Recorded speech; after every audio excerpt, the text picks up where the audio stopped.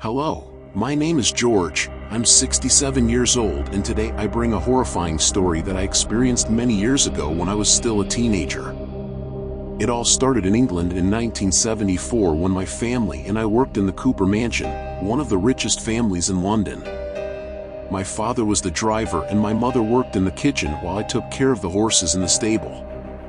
Our family was very poor, but we were well received by the Coopers, especially Mr. Alexander Cooper, who was very kind and always brought me presents from his travels. In fact, it was on one of these trips that he met my parents when he was going to the city of Hereford in 1955. He found the couple walking along the road towards Birmingham. At the time, my mother was pregnant with me, so Mr. Alexander sympathized and made a proposal that would change the couple's life. He offered them a job and a roof over their heads, and in return, they should work in his mansion.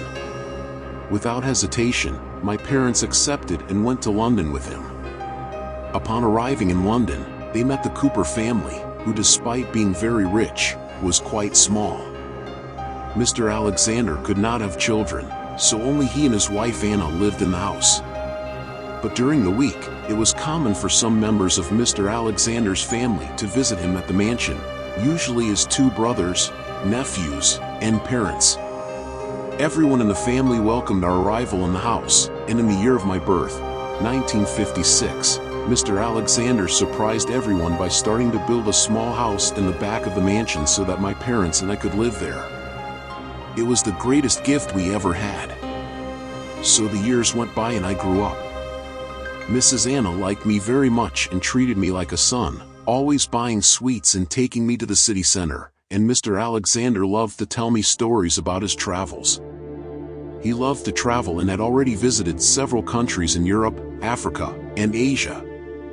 Mr. Alexander collected works of art of all kinds, from famous paintings to plates from China and jewelry from Egypt. He always traveled in search of new rare and valuable objects to add to his collection. Until the fateful year of 1974, he excitedly entered the mansion with an old golden mirror that supposedly belonged to a cursed Spanish prince. Alexander did not believe in curses and thought that the mirror was simply a valuable addition to his collection. However, soon after bringing the mirror home, strange things began to happen. He had told me in one of our conversations that the first time he looked in the mirror, he saw the reflection of an unknown face behind him. When he turned around, there was no one there. In the following days, he began to have disturbing dreams about the face he had seen in the mirror.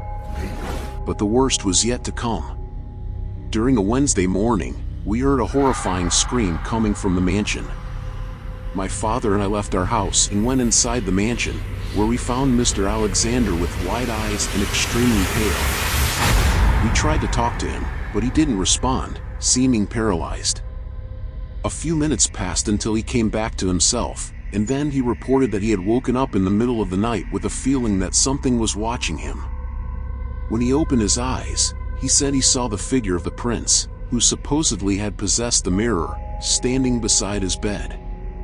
He tried to move, but he was paralyzed. The figure of the prince slowly reached out and touched his face.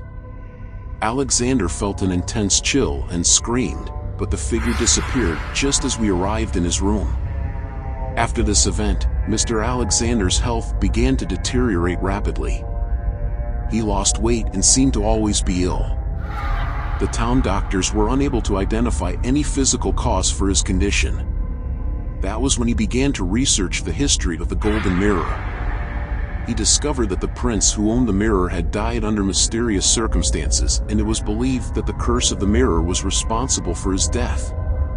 Desperate, Mr. Alexander decided to get rid of the mirror. But no matter what he did, the mirror always returned to him.